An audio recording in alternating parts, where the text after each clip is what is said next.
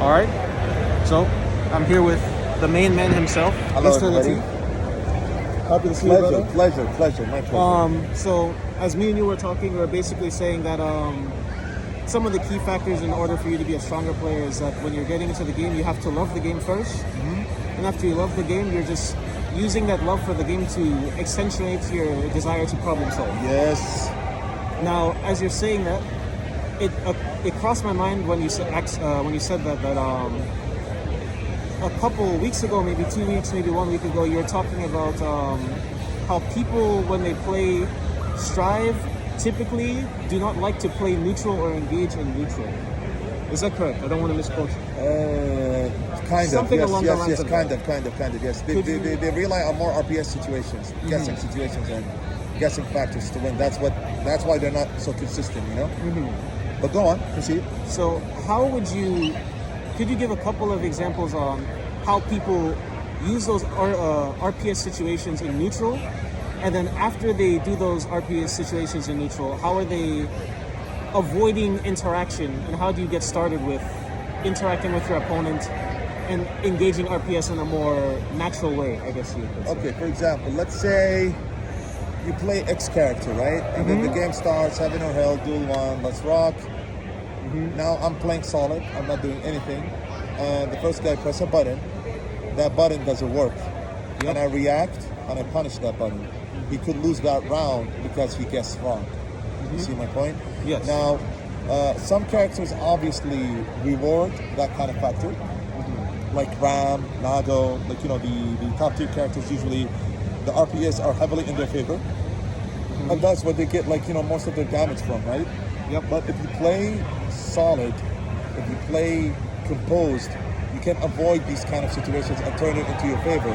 The thing that I see in most Guilty Gear players, I'm just using Guilty Gear player as an example because that's the game that we really play right now, is that people like to force these situations in. And that's what makes them not consistent, because sometimes it could work, yes. It can, 100%. Yes, but a lot of the times it can also not work because it's a 50-50 situation.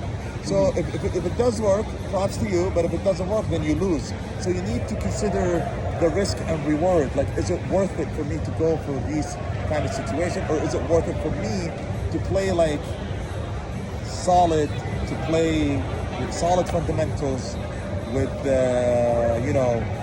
rely on reflexes and reactions and how to avoid some certain situations, and just take it from there. Because a lot of the players that I see right now is that they lose because of this.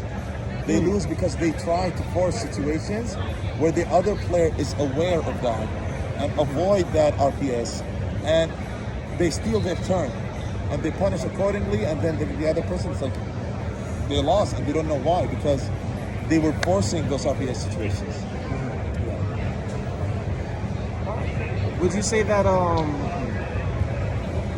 that this all draws back, because I come originally as a child from being a Street Fighter player. Do you think this basically draws back to thinking about the concept of, excuse me if I remember this wrong, preemptively utilizing buttons, reactively utilizing buttons, which is with punishing, and then looking to take space with those buttons? Yeah, like, to be honest, like, I'm against preemptive gameplay.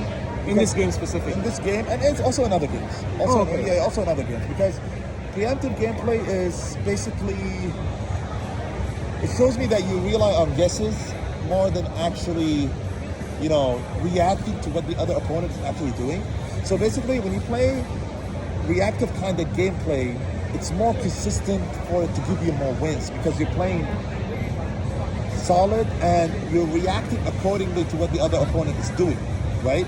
But preemptive gameplay, yes, it could take you places, but it will not make you consistent, because there will always that one player who's like too solid, where you cannot open them up because they're just solid, you know. They refuse to take an action that is counteracted by a hard lead. Exactly, like they press the right buttons at the right time, you know.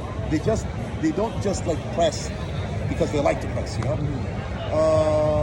So yeah, like if you rely heavily on playing solid, if you rely heavily on playing like nice neutral, reactive gameplay, I think that's the best approach in any fighting game, to be honest. In any fighting game.